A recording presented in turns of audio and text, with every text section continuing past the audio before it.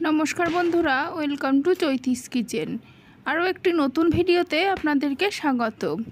আজকে আমি মোচা এবং মটর ডাল দিয়ে একটা অসাধারণ রেসিপি আপনাদের সাথে শেয়ার করব। তো চলুন প্রথম থেকে শেষ পর্যন্ত ভিডিওটি না টেনে দেখতে থাকুন আমি কিভাবে রান্নাটি করি। আশা করি আপনাদের ভালো লাগবে। রান্নার জন্য এখানে আমি মোচা কেটে নিয়েছি, যেভাবে ছোট ছোট করে মোচা কেটে নিয়েছি। আর এখানে রয়েছে কিছুটা পরিমাণ মটর ডাল। ডালটাকে আমি মোটামুটি 2 ঘন্টা জলে ভিজিয়ে রেখেছি, তাতে ডালটা বেশ সুন্দর ফুলে গেছে। তো এখন এই ডালটাকে মিক্সিতে পেস্ট করে নেব। মিক্সিং জারের মধ্যে এখন আমি ডালগুলোকে নিয়ে নিচ্ছি, আর এতে সামান্য একটু জল দিয়ে আমি ডালটা পেস্ট করে নেব। যেহেতু মিক্সিতে আমি পেস্ট করছি সেই জন্য অল্প জলের প্রয়োজন, না হলে ডালটা বাটা যায় না ঠিক মতন। আপনারা যদি শিলনোড়ায় ডাল পেস্ট করেন তাহলে জলের কোনো প্রয়োজন নেই, তাতে আরও সুন্দর হবে। আর শিলনোড়ায় বাটা জিনিসের স্বাদই হয় অন্যরকম। সমস্ত ডালটাকে এখন আমি পেস্ট করে নেব। ডালটা আমার পেস্ট করা হয়ে গেছে, এখন বেশ সুন্দর একটা পেস্ট হয়েছে। তবে 2-4টা একটু দানা রয়ে গেছে, তাতে কোনো অসুবিধা হয় না, বরঞ্চ খাবার সময় এই ডালগুলো মুখে পড়লে বেশ ভালোই লাগে। দেখুন পেস্টটা আমার সুন্দরভাবে করা হয়ে গেছে। এবার বেটে রাখা ডালটার মধ্যে যে মোচাটা আমি কেটে নিয়েছি সেই মোচাগুলো আস্তে আস্তে দিয়ে ভালো করে মিশিয়ে নেব। মোচাটা দিয়ে দেওয়ার পর দিয়ে দিচ্ছি কিছুটা কালো জিরে, হলুদ, আর দিয়ে দেবো পরিমাণ মতন লবণ।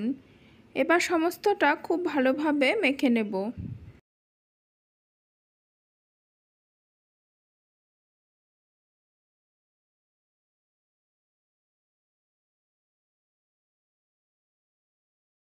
বানানোর জন্য কড়াইতে কিছুটা পরিমাণ তেল দিয়ে দিয়েছি। তেল দিয়ে দেওয়ার পর এবার যে ডালের মধ্যে মোচাটা দিয়ে মিক্স তৈরি করিলাম সেটা দিয়ে খুব ভালোভাবে কিছুক্ষণ নেড়ে নেব, যতক্ষণ না সমস্ত মিশ্রণটা খুব ভালোভাবে শুকিয়ে আসে। কিছুক্ষণ নাড়াচাড়া করার পর মিশ্রণটা খুব ভালোভাবে শুকিয়ে এসেছে, সুন্দর আঠাটা ভাব এসে গেছে। এখন আমি থালায় নামিয়ে নিচ্ছি, নিয়ে কিছুক্ষণ ঠান্ডা করে তারপর ধোকাগুলোকে সমস্ত মিশ্রণটা ভালোভাবে ঠান্ডা হয়ে যাবার পর আমি কয়েকটা এরকম কেটে কেটে দেখেছি যে হয়েছে কিনা। তো দেখুন বেশ সুন্দর উঠে এসেছে। আর এখানে আমি আলু কেটে নিয়েছি, আর তারপরে মশলার জন্য মিক্সির বাটিতে নিয়ে নিয়েছি একটা টমেটো, কয়েকটা গোটা জিরে, কিছুটা গোটা জিরে, তারপরে হচ্ছে দারচিনি, 2 টুকরো এলাচ, আর 4টে কাঁচা লঙ্কা। এই দিয়ে পেস্টটা আমি বানিয়ে নেব। এবার ধোকাগুলো ভেজে নেব। ধোকাগুলো ভাজার জন্য কড়াইতে দিয়ে দিচ্ছি কিছুটা পরিমাণ তেল।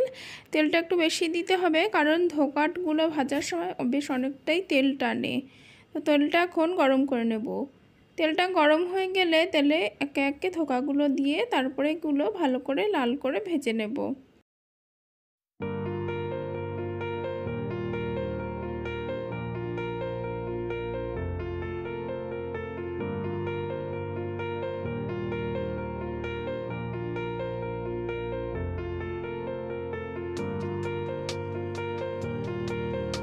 ধোকাগুলো এপিট ওপিট করে খুব ভালো করে লাল করে এখন ভেজে নিচ্ছি। এরপর এগুলো ভাজা হয়ে গেলে তুলে নিয়ে আস্তে আস্তে বাকি ধোকাগুলো ভেজে নিয়ে তারপরে রান্নায় ফেরত আসছি।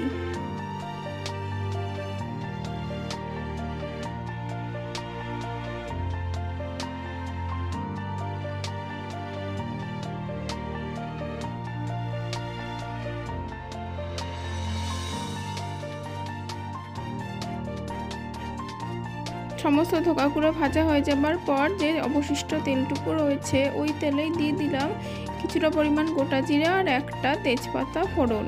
ফোড়নটা কয়েক সেকেন্ড নাড়াচাড়া করবার পর দিয়ে দিচ্ছি কেটে রাখা আলু। আলুটা খুব ভালো করে লাল করে ভেজে নেব। ফোড়নে আমি গোটা গরম মশলা দিলাম না, যেহেতু আমি মশলার মধ্যে গরম মশলা দিয়ে দিয়েছি।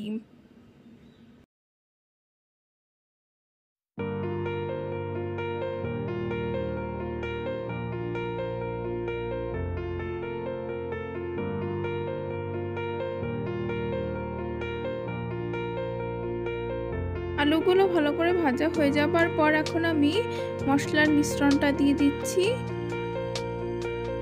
মশলার মিশ্রণটা এখন কিছুক্ষণ একটু নাড়াচাড়া করে নেব।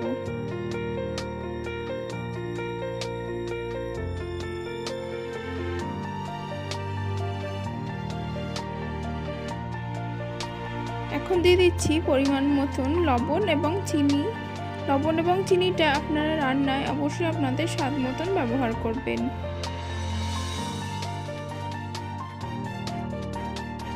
এরপর দিয়ে দিচ্ছি কিছুটা কাশ্মীরি লঙ্কার গুঁড়ো আর দিয়ে দিচ্ছি পরিমাণ মতন হলুদ। আপনারা চাইলে কাশ্মীরি লঙ্কার বদলে এমনি লাল লঙ্কার গুঁড়ো ব্যবহার করতে পারেন যদি একটু রান্নায় ঝাল বেশি চান। এখন সমস্ত মশলাটা আমি খুব ভালোভাবে কষিয়ে নেব। মশলাটা খুব ভালোভাবে কষানো হয়ে যাবার পর এখন আমি দিয়ে দিচ্ছি কিছুটা পরিমাণ জল। জলটা একটু বেশি দেব, কারণ অনেক সময় ধোকা অনেকটা জল টেনে নেয়, তো সেই জন্য একটু বেশি জল রাখবো যাতে পরে খাবার খাওয়ার সময় ঝোলটা থাকে। ঝোলটা ফুটে উঠেছে। ঝোলটা ফুটে উঠবার পর এখন আমি ভেজে রাখা ধোকাগুলো এতে অ্যাড করে দিচ্ছি। তবে এই ধোকাগুলো একটু নরম টাইপের হয়, তো সেই জন্য এই ধোকাগুলো দিয়ে বেশিক্ষণ ফোটাবো না। বেশিক্ষণ ফোটালে এগুলো নরম হয়ে যেতে পারে।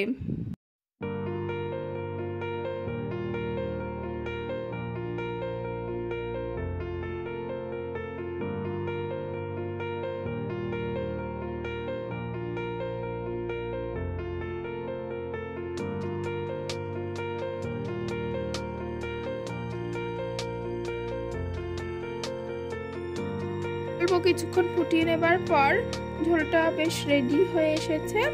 এখন আমি কিছুটা গরম মশলার গুঁড়ো দিয়ে দিচ্ছি 1 চামচ ঘি। এই ধরনের রান্নাতে ঘি আর গরম মশলার গন্ধটা বেশ ভালো লাগে আর রান্নায় আলাদা স্বাদ এনে দেয়। এবার সমস্তটা হালকাভাবে মিশিয়ে নেব। একদম রেডি মোচার ধোকার ডালনা। যে কোনো নিরামিষের দিনে গরম ভাতের সাথে খেতে খুবই ভালো লাগবে এই রান্নাটি। আপনারা অবশ্যই বাড়িতে এই রেসিপিটি ট্রাই করবেন, আশা করি খেতে খুবই ভালো লাগবে। এখন আমি তরকারিটা নামিয়ে নেব। বন্ধুরা, আমার আজকের ভিডিও কেমন লাগলো সেটা অবশ্যই জানাবেন। ভিডিওটা যদি ভালো লেগে থাকে তাহলে অবশ্যই ভিডিওটিতে লাইক দেবেন, কমেন্ট করবেন, আর রান্নাটি কেমন হয়েছে সেটা অবশ্যই জানাবেন। আমার চ্যানেলটিকে এখনও যারা সাবস্ক্রাইব করেননি তারা অবশ্যই চ্যানেলটিকে সাবস্ক্রাইব করে পাশে থাকা বেল বাটনটি প্রেস করবেন এরকম আরও নতুন ভিডিওর আপডেট পাওয়ার জন্য। আপনাদের সহযোগিতা একান্তই কাম্য। পাশে থাকার জন্য ধন্যবাদ বন্ধুরা।